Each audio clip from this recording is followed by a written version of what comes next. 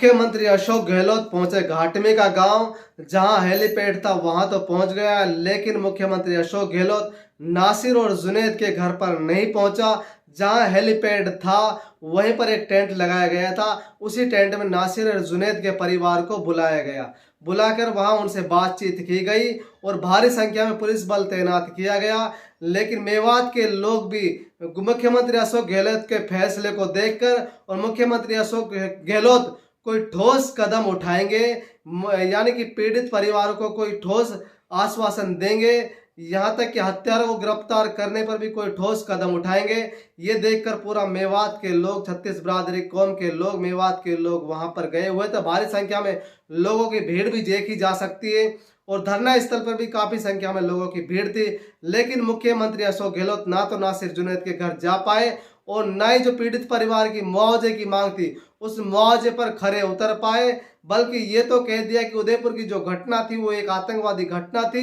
ये घटना और उस घटना को कंपेयर नहीं किया जा सकता, जबकि ये घटना भी आतंकवादी घटना से कोई कम नहीं है।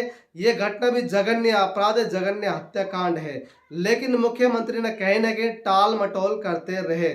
मुख्यमंत्री अशोक गहलोत ने यह भी ठोस कदम नहीं उठाया कि पीड़ित परिवार ने जो हत्यारों की मांग थी कि मोनू मानसरोवर को गिरफ्तार कब किया जाएगा और उन हत्यारों को, बाकी हत्यारों को कब पुलिस गिरफ्तार करेगी।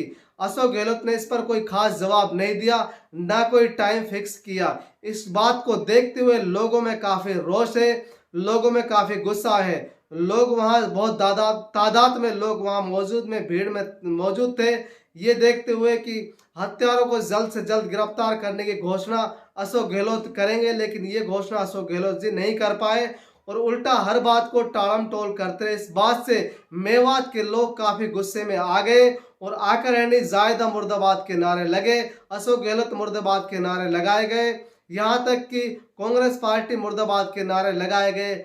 मुख्यमंत्री अशोक गहलोत ने जो ये ठोस कदम नहीं उठाया, इसका खामियाजा कहीं ना कहीं मुख्यमंत्री अशोक गहलोत को आने वाले चुनाव में मेवात में नहीं बल्कि पूरे राजस्थान में भुगता जा सकता है। मुख्यमंत्री बहुत ज्यादा ठोस कदम उठाना बहुत जरूरी था। इसी बात को लेकर मेव पंचायत के सदर हैं जो शेर मोहम्मद, उन्होंने मुख्यमंत्री के जो विचार है उन पर क्या बात कही, बहुत ज्यादा रोष दर्ज कराया, सुनिए।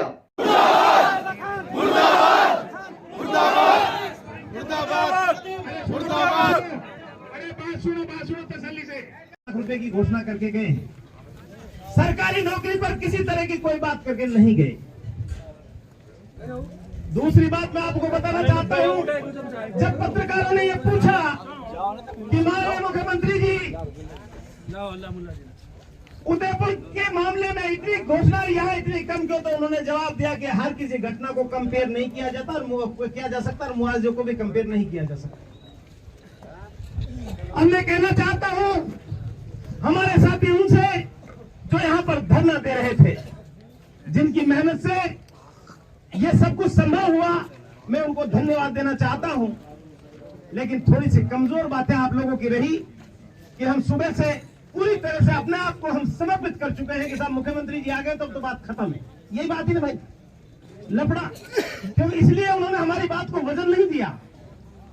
हम हमारे साथियों से कह रहे थे, कई लोग नाराज थे कि साहब आप ऐसे मत बोलो। हम कह रहे थे हमारे साथियों से कि कमजोर बात नहीं करनी चाहिए, आप लोग इतनी मेहनत कर रहे हो, हम तो आप लोगों की मेहनत में थोड़ा बहुत सहयोग किया है, बहुत ज्यादा योगदान तो हमारा नहीं रहा है।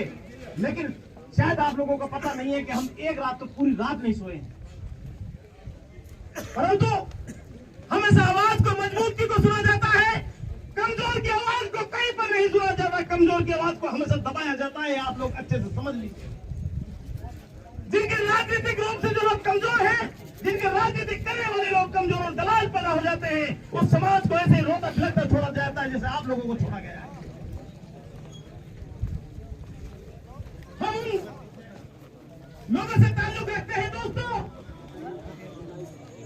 जिनके ऊपर जिन्होंने देश की आजादी में अपनी महत्वपूर्ण भूमिका निभाई, चाहे वो 1857 की क्रांति हो, चाहे देश की आजादी की बात हो, ये लोग तो उनको भी गद्दार और दलाल बोलते हैं।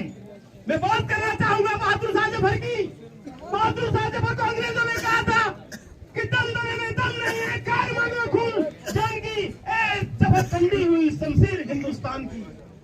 तो उन्होंने जवाब दिया था, काजियों में वो रहेगी जब तक ईमान की, तख्त लंदन तक चलेगी तेग हिंदुस्तान की। उस बहादुर शाह जफर को भी ये लोग दलाल और गद्दार कहते हैं, जिसे देश के लिए इतना सब कुछ अपना दिया। मोहतरम साथियों, बहुत तकलीफ और बहुत दुख के साथ कहना पड़ रहा है कि माननीय मुख्यमंत्री महोदय, आपसे हमको ये बिल्कुल भी उम्मीद नहीं थी जो आप करके गए हैं। बहुत दुखदायी बात है, एकमात्र नेता ने आपको गुमराह करके इस रोते हुई कौम को छोड़ा है, कौम की आंखों में आंसू बहते हुए छोड़े हैं। यह बहुत तकलीफ की बात है। वैसे तो हमारे साथी जो फैसला करेंगे, हम तो इनके फैसले के पीछे हैं, लेकिन हमको बहुत दुख है, बहुत तकलीफ है। उन लोगों को तकलीफ है जो आज पूरे देश के लोग जो ढाई इलाके से चलकर आप लोगों के साथ आए, जहां पर जैसे जिस हालात में बैठे दुआ कर रहे हैं, जहाँ गली मोहल्ले में खड़े हैं, वहाँ आपके लिए संघर्ष कर रहे हैं। चाहे वो किसी भी कोने की बात हो, चाहे वो मध्य प्रदेश की बात हो, चाहे महाराष्ट्र की बात हो, कर्नाटक की बात हो, उड़ीसा और बंगाल की बात हो, चाहे दिल्ली की बात हो, चाहे पंजाब की बात हो, हिंदुस्तान के हर कोने में, हर कोने से आवाज उठी है कि नासिर हुसैन की निर्मम हत्या कर दी गई है। आप हमारे चैनल पर नए आए हैं तो आप हमारे चैनल को सब्सक्राइब जरूर करें, लाइक करें, शेयर करें